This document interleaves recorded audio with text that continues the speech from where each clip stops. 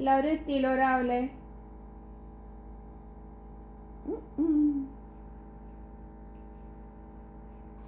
Food വേണോ? ചിമ്പുട്ട കയറണ്ടോ കുട്ട? കയറി.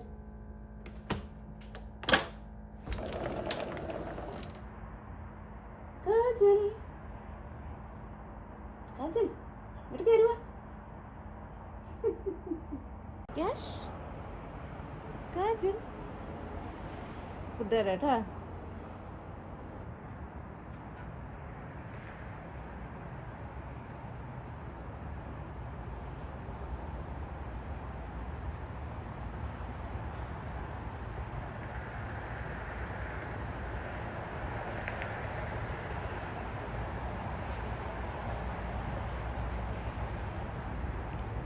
അപ്പോൾ നമ്മൾ നാട്ടിൽ പോണ കാരണം ഇതാ നമ്മുടെ കോഴിക്കോടിനെ നമ്മൾ ഓട്ടോമാറ്റിക് ഡോറ് വെച്ചേക്കുന്നത് കേട്ടോ. ആ ചെറിയ ഡോറ് കണ്ടില്ലേ, ആ ഡോറ് വെച്ചേക്കുന്നത്. അപ്പോൾ അതിൽ കോഴികൾക്ക് കയറി ഇറങ്ങുകയും ചെയ്യാം. പിന്നെ നമ്മൾ ടൈം നമ്മൾ സെറ്റ് ചെയ്ത് വെച്ചിട്ടുണ്ട്. അപ്പോൾ രാത്രിയാകുമ്പോൾ അത് ഓട്ടോമാറ്റിക് ക്ലോസ് ആവും. അപ്പോൾ അങ്ങനെ കുഴപ്പമില്ലാണ്ട് കോഴികളൊക്കെ സുഖമായിട്ട് ഇരിക്കുമെന്ന് വിചാരിക്കുന്നു. കോഴികൾക്ക് ഇതിപ്പോൾ വീട്ടിൽ ഇന്ന് വൈകിട്ടാട്ടോ ഞാൻ പോണത്. പക്ഷെ നമ്മൾ വൈകിട്ട് 4 മണിക്ക് നമുക്ക് ഫ്ലൈറ്റ്.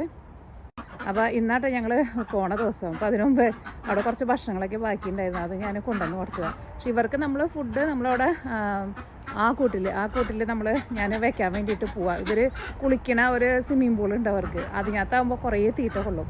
അപ്പോൾ അതിനകത്ത് വെക്കാൻ വേണ്ടിയിട്ട് പോവാണ്. പക്ഷെ നമ്മൾ ലേറ്റായിട്ടാണ് നമ്മൾ ഓർഡർ ചെയ്തത്. ഇങ്ങനെ ഒരു ഐഡിയ കിട്ടിയത് നമുക്ക് ഇങ്ങനെ ഓട്ടോമാറ്റിക് ഡോറ് വെക്കുന്നത്. അപ്പോൾ നമുക്ക് വേറെ ആരും വരേണ്ട ആവശ്യമില്ലല്ലോ. അപ്പോൾ ഇന്നലെ വൈകിട്ടാണ് നമ്മളിത് വെച്ചേക്കുന്നത്. അപ്പോൾ താറാവുകൾ ഇതിൽ ഇറങ്ങിയിട്ടില്ല കേട്ടോ, കോഴികൾ ഇറങ്ങിയിട്ടുണ്ട്. താറാവുകളേനും വഴി കാണിച്ചു കൊടുത്ത് ഇതിൽ ഇറക്കണം, എന്നാൽ മാത്രമല്ലേ അവർക്ക് പിന്നെ കയറാനും ഇറങ്ങാനൊക്കെ പറ്റുള്ളൂ.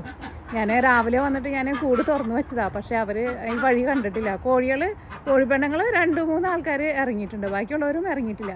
ഒരു പ്രാവശ്യം ഒന്ന് ഇറങ്ങി പിന്നെ അവർക്കൊരു വഴി പരിചയമായിട്ടുണ്ടെന്ന് വെച്ചിട്ടുണ്ടെങ്കിൽ പിന്നെ അവർ കുഴപ്പമില്ലാണ്ട് അവർ ഇറങ്ങിക്കോളും. അപ്പം ഞാൻ അതിൻ്റെ കൂടിൻ്റെ ഉള്ളിൽ പോയിട്ട് ഇറക്കാൻ വേണ്ടിയിട്ട് പോവാണ്. ഇത് ഇവിടെ നടക്കുന്നുണ്ട് കേട്ടോ, 2-3 ആൾക്കാരൊക്കെ ഇവിടെ ഇറങ്ങി നടക്കുന്നുണ്ട്. ഇവിടെയൊക്കെ നമ്മുടെ ഡാലിയായിരുന്നു കേട്ടോ. ഇതെല്ലാവരും പോയി ഇപ്പോൾ ആകെ ഒരു വൃത്തിയിലാണ്ടാണ് കിടക്കുന്നത്.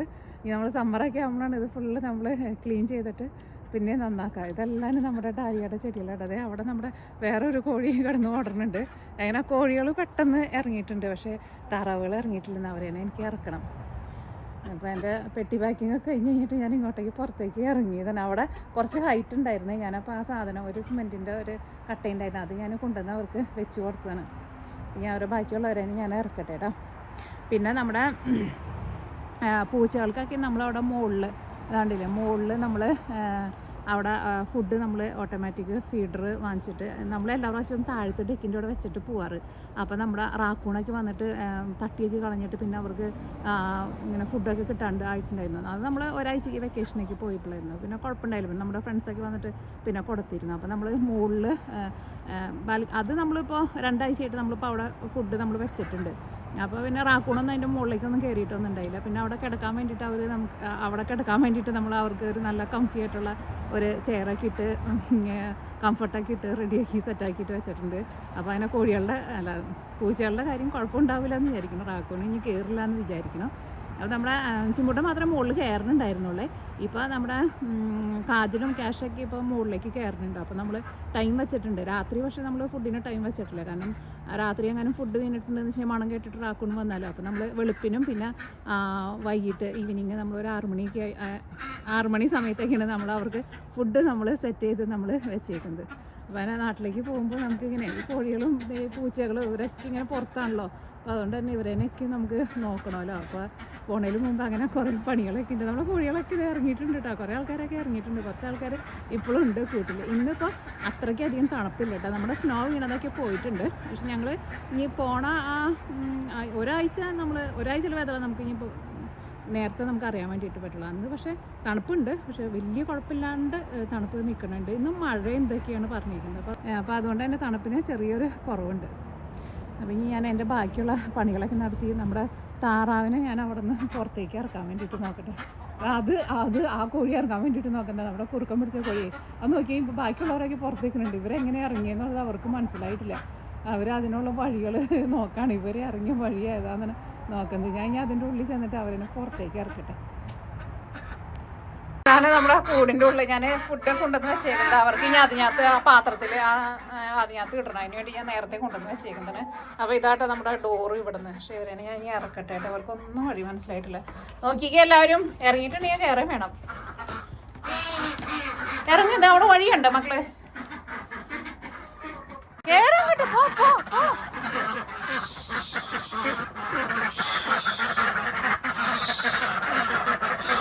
ഓ, അവിടെ ഒരു വഴി കാണാം. ആ വഴി കൂടെ ഒന്ന് ഇറങ്ങി നോക്കിക്കേ നിങ്ങള്. ഇറങ്ങും മക്കളെ. കണ്ടോ വഴി കണ്ട? ആ പിന്നെ ഇനി ഇറങ്ങിയാ കയറേ വരാണ്ടിരിക്കാവോ? കേറേ പോ. അവിടെ ഒരു വെട്ടം കണ്ടാ നിങ്ങള്, അതിലിറങ്ങണം. അങ്ങനെ കുറെ നേരം ഞാൻ ട്രൈ ചെയ്ത 2 പേര് ചാടിയിട്ടാ. ഞാൻ ബാക്കിയുള്ളവർ ഇതാ ഇറങ്ങാൻ വേണ്ടിട്ട് നോക്കണുണ്ട്. ഇനി ഒരു പ്രാവശ്യം കൊണ്ട് എനിക്ക് ഉള്ളിലേക്ക് കയറ്റിട്ട് നോക്കണം. എനിക്കാണെങ്കിൽ പോവാൻ നേരം ആയിക്കൊണ്ടിരിക്കണം. ഇറങ്ങും മക്കളെ.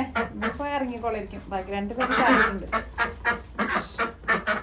പൊക്കോ, പോയിട്ട് രാത്രി ഇങ്ങോട്ട് കയറി വരണം. ആ അതെന്നെ വഴി. അയ്യോ പതുക്കെ ഇറങ്ങിയാ മതി മക്കളെ. ആ പോ. Okay okay.